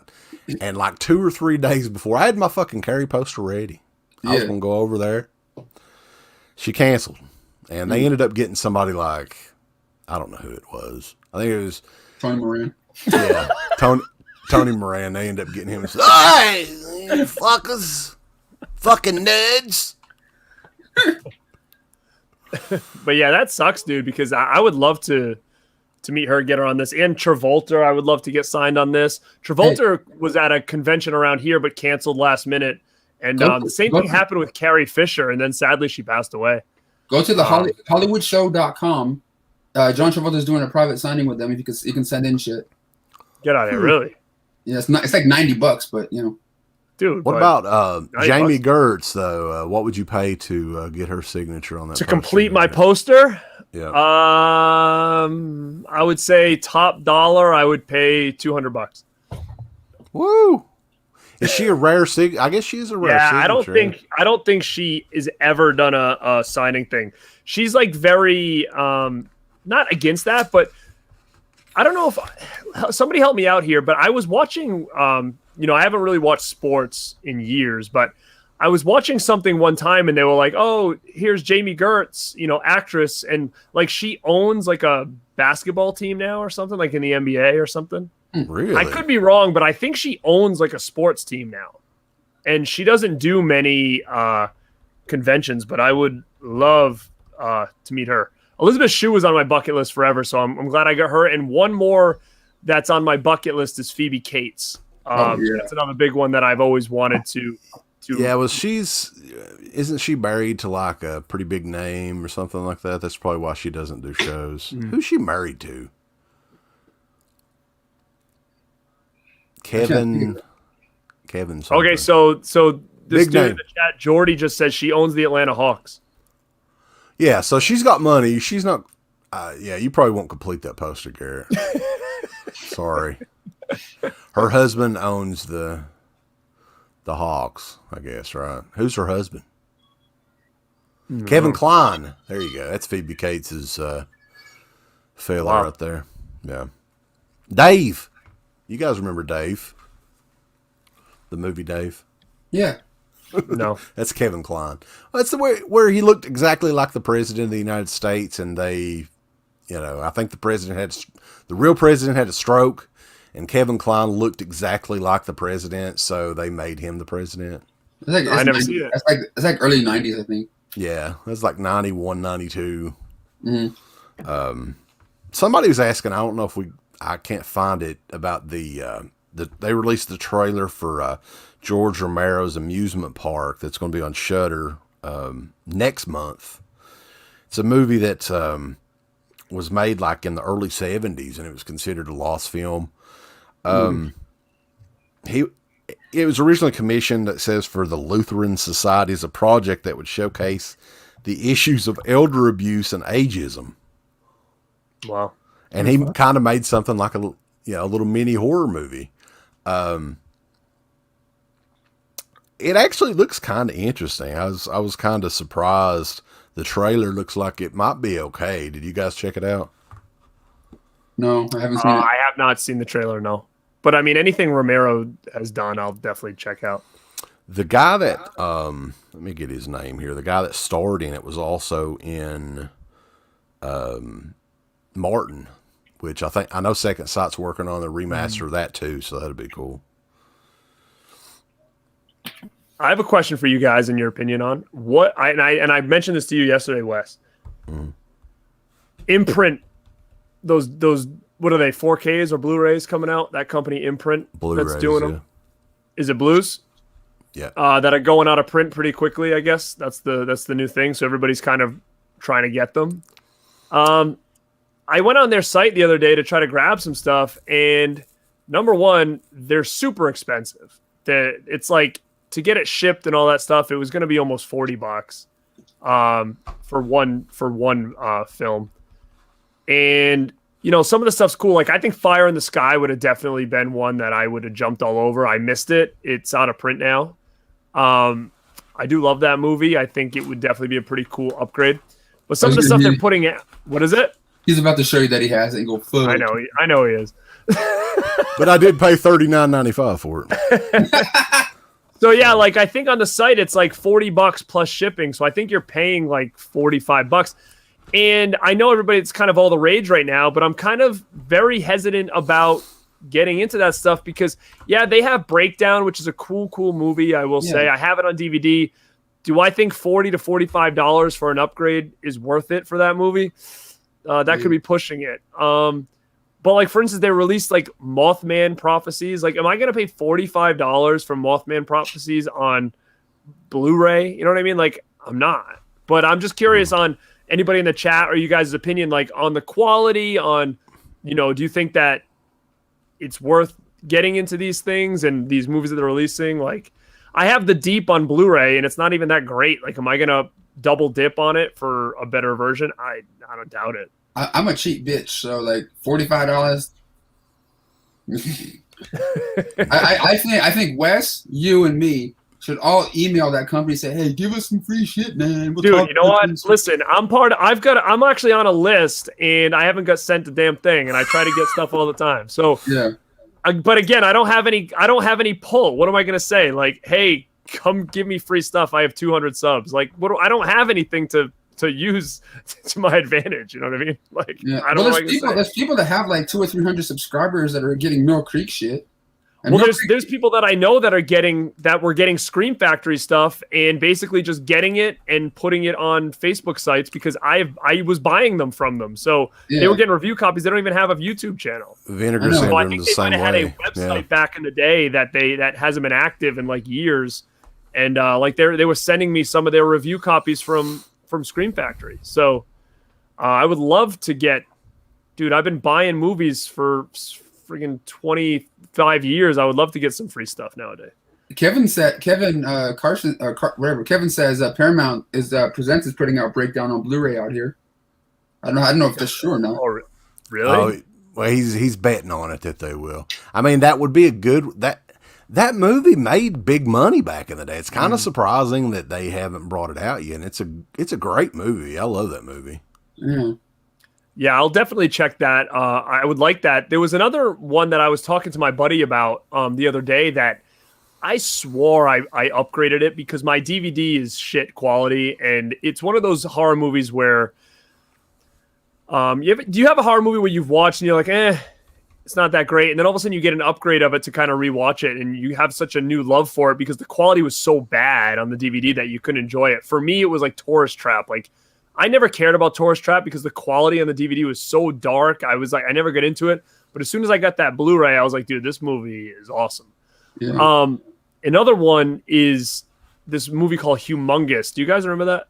I know the name. I don't think I ever watched that one. Oh, so I was like, I thought I had it upgraded, so I was looking for it the other day, and I come to find out I don't. And then sure enough, it's out of print from Scorpion. So then I was kind of bummed about that, and I was talking to my buddy because I was like, hey, do you have any extras of this, blah, blah, blah. And he's like, no, but it had a real bad audio issue. So he's like, I guarantee, I think like he said MVD or somebody's going to re-release it soon. because of that. But I didn't know if you guys had any had that movie at all. No. I think I may have it on DVD. Yeah, I do too. Did they do They didn't do a Blu-ray of that yet? They did. It went out of print really quick from Scorpion. Yeah, and I guess because one of the reasons too was because there was a big audio problem at the beginning. They said. Okay. But definitely worth keeping your eye out for. But the guy that I was looking up, though, getting back to the amusement park, right? This is just interesting to me. I saw this today. The actor's name, and he was also in Martin. His name is Lincoln Mazzal, right? This guy just passed away in 2009. He was 106 years old. Wow. So he was like an old man when the amusement park was out, right? He's the old elderly man.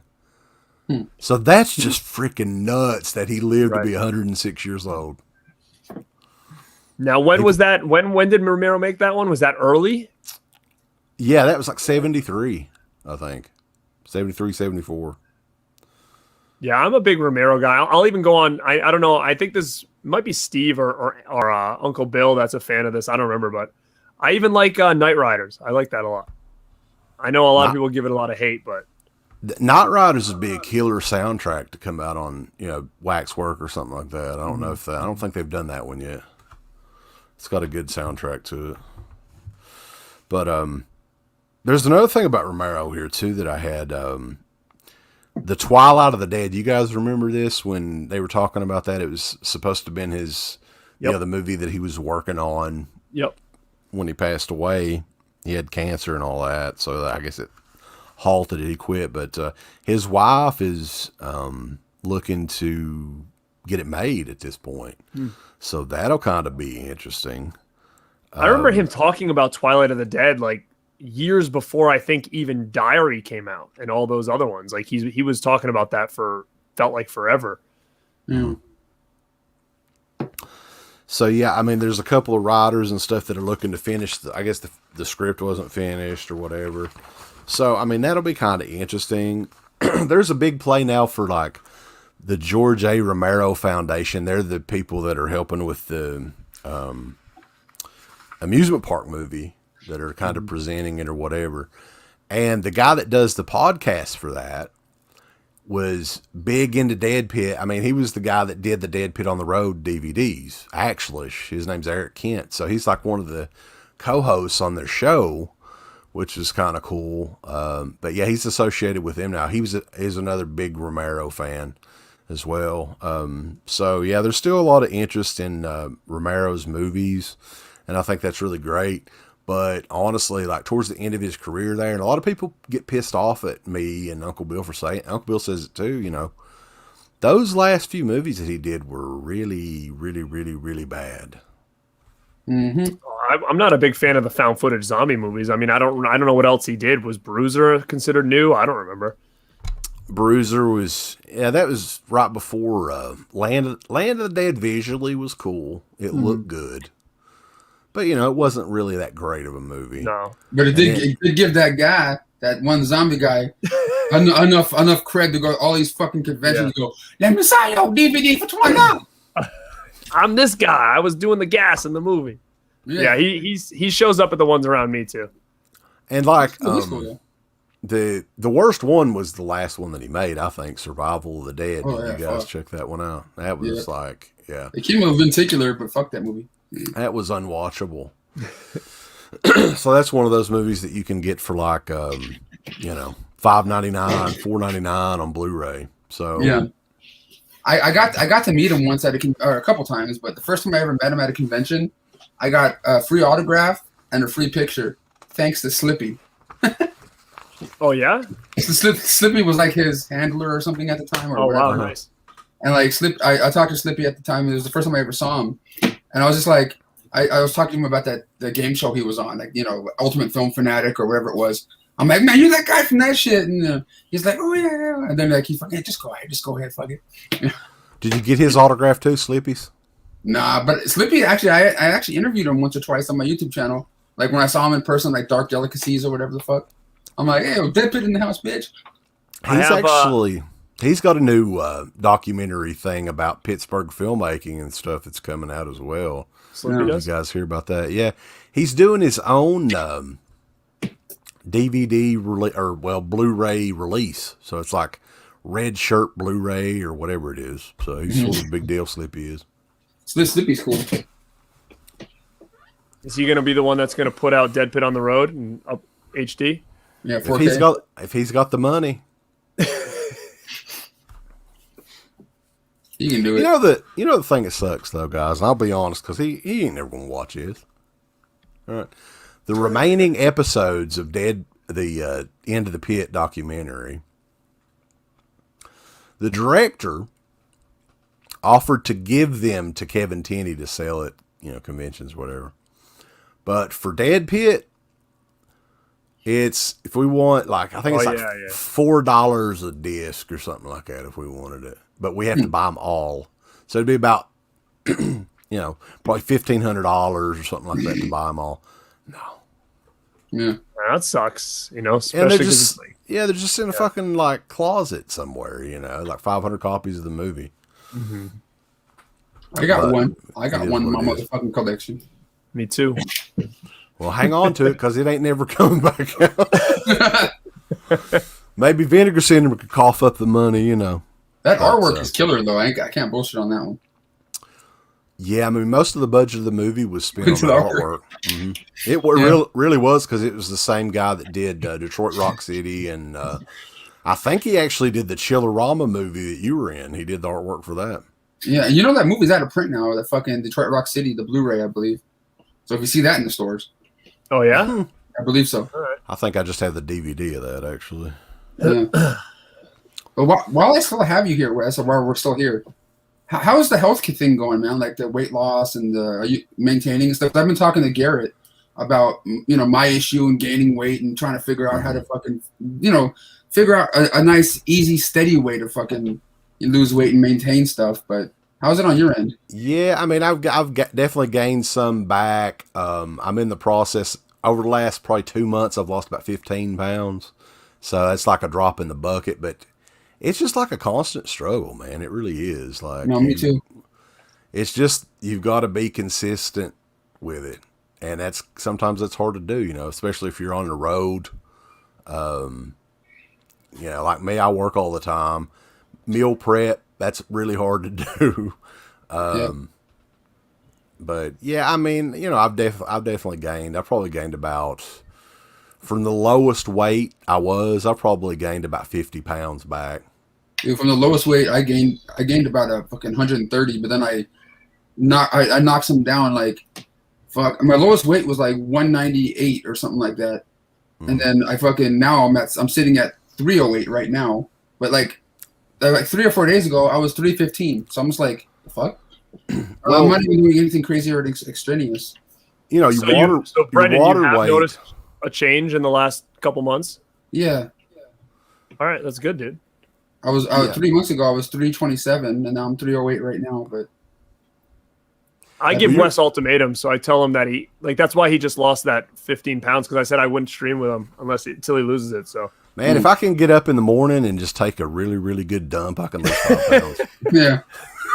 No, but I said to Wes, I said, if you can lose 50, I said, you want to lose 15? He goes, yeah, I want to lose it. I said, all right, well, if you lose it, I'll get Wet Movie to come on. So look at. Yeah, I would have came on anyway. I'm just saying, that's what I said. He just hit. I give him ultimatums, and he listens. Yeah, and if I lose another 15 pounds, we're going to get Cool Duder on here. Right? Yeah. Good luck.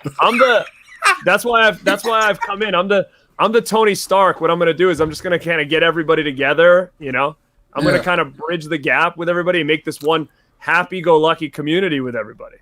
Yeah, the thing is, I've been listening to Dead Pit for the longest time, man. I'm even a fucking supporter on the Patreon. I mean, I'm not the top tier guy or nothing, but I'm sitting there listening to the podcast and shit. There's this one that they dropped recently that was always been one of my favorite midweek obliterations, when there was talking shit back and forth, Uncle Bill and CK. You're fuck you, eat a big bowl of dicks. It's just them going back and forth is fucking amazing, dude.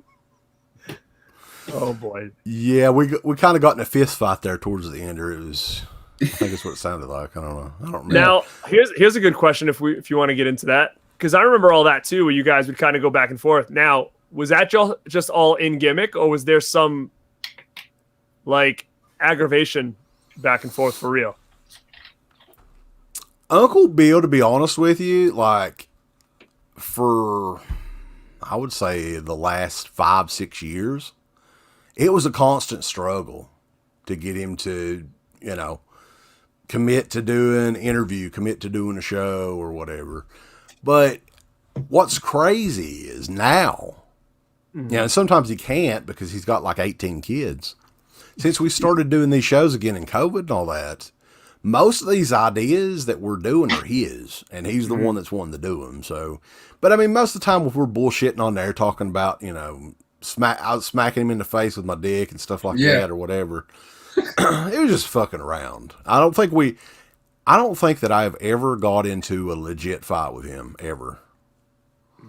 But I mean, that's good considering you guys were so close, and also you guys were trying to do this thing together. So it's nice that you didn't, Yeah, I mean, go ahead. Sorry. Do you think when COVID's like, when the world's sort of back to normal again, you guys will still be semi-consistent with this, or you think everything might just change again?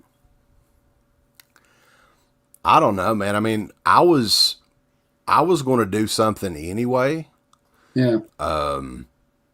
Really what I'm doing on that midweek obliteration show is what I wanted to do with just the podcast. I was wanting to have somebody else on there every week and just kind of short, talk about a couple things here and there. So I was going to do it anyway. I honestly think it'll continue for a while. I mean, unless we get burnt out again, which I'm not going to get burnt out at this because the way that everything works now is it's so easy to put everything up. I can edit shows from my phone or any computer, the computer at work. These live streams are just fun, The thing that I really didn't enjoy was having to edit the shows, get all the interviews. I hated doing interviews, man, really. I mean, once I was in the, interview itself, it was fun, but the lead up to it, I've got bad anxiety. I've always been that way. So I didn't really look forward to any of those interviews, man. When we interviewed John Carpenter, I was like dreading it for a week because I was so scared. I was like, he's my favorite filmmaker of all time. He's going to be a fucking dickhead, right? That's what I was thinking the whole time. Luckily he wasn't. He was actually not too bad, but I don't know. I think it'll continue on though. Yeah. Oh man, but Garrett, dude, when it comes to the weight loss, like I said, like I weighed myself like 2 or 3 days ago. I was 315, and today I'm 308. Not but like 3 or 4 days. Like how is that even possible?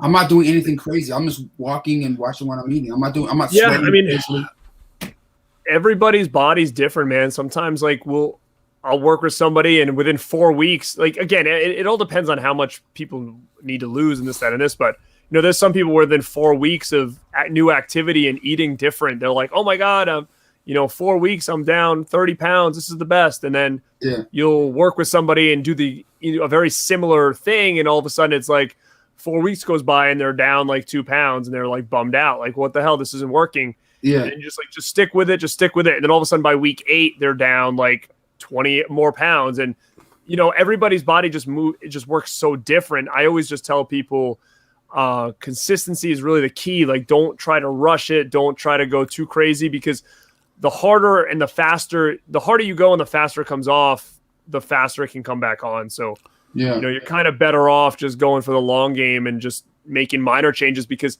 when you make minor changes, there's always room for improvement. When you make major changes, then you get stuck. Then it's like, where the hell do you go from there?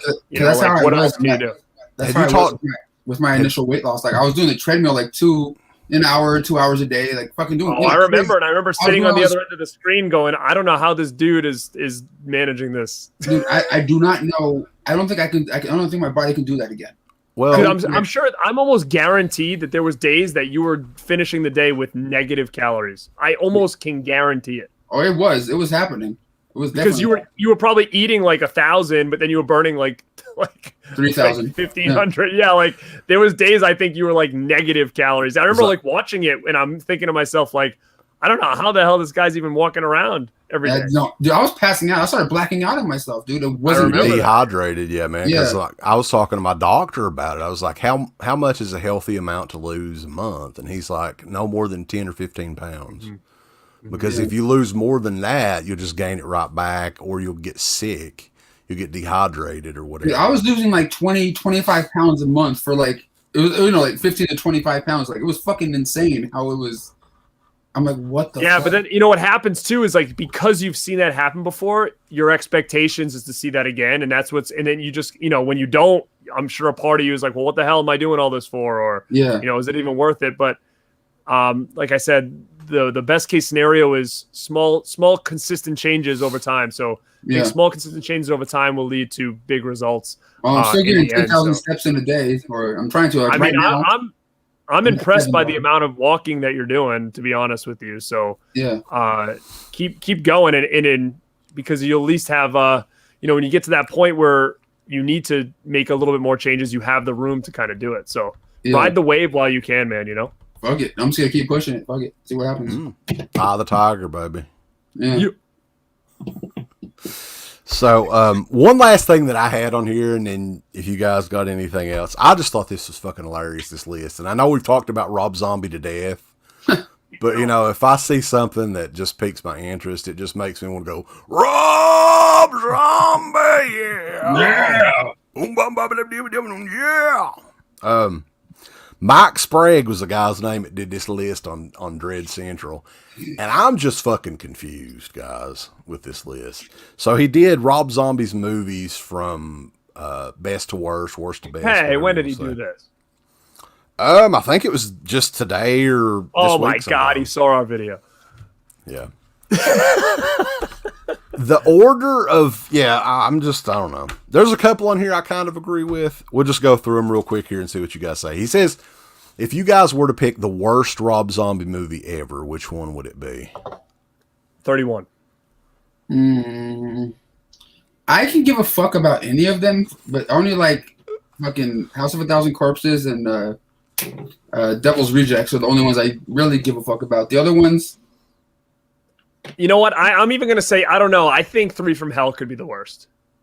I think that and 31 at the bottom, too. You're going to be fucking, he's got Halloween 2 as the worst Rob Zombie. Well, I mean, I didn't like it, but I wouldn't say it was the worst. Hell no.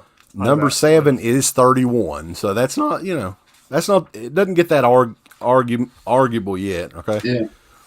Number 6, worst movie. House of a Thousand Corpses. Yeah, I understand that. Yeah. That's surprising. Where's 3 from Hell? Like up top. Yeah. Did he just watch it yesterday and it's the only one he can remember or something? I don't know.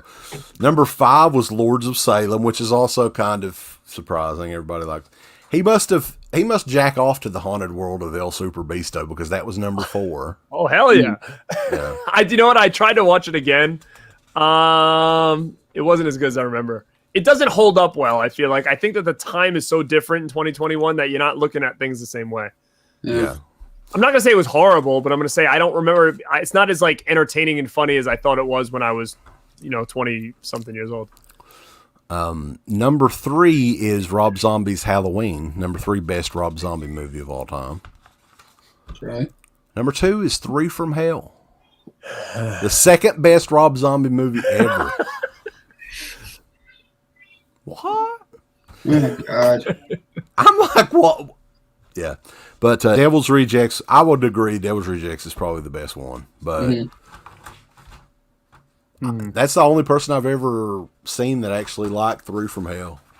Yeah, I would have to say, if I had to list them really quick, I'd probably say Rejects, Corpses, Halloween, Halloween 2, Lords of Salem, Beasto, 3 from Hell, 31, probably. If I had to order them.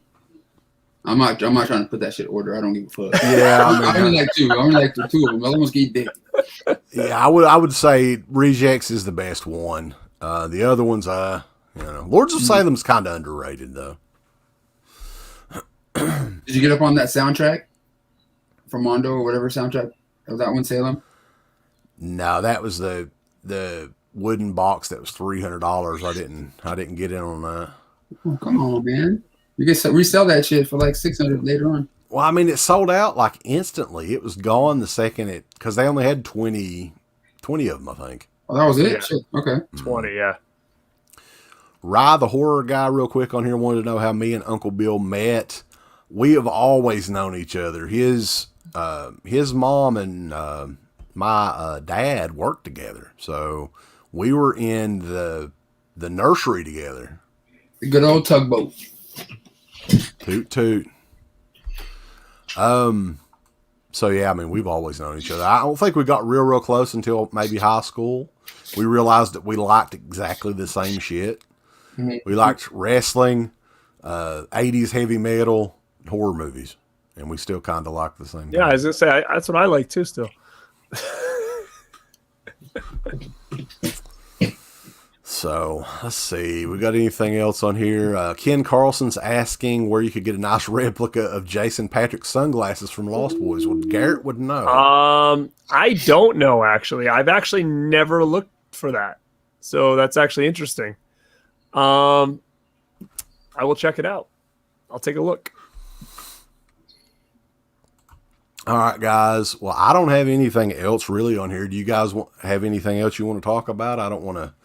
I know it may be getting late for Garrett. I know it's still, 8 o'clock, 8:42 where you're at. Yeah, I'm cool. I'm just going to have to get on my last walk of the day to get my 10,000 steps in because I'm already at this guy. He's going to work out now. 7,200. It's not workout. I just waddle my fat ass. I've actually got to do a virtual fitness class tomorrow at 9 a.m. Oh, hell. Wow. On a Saturday. On a Saturday. Oh, yeah.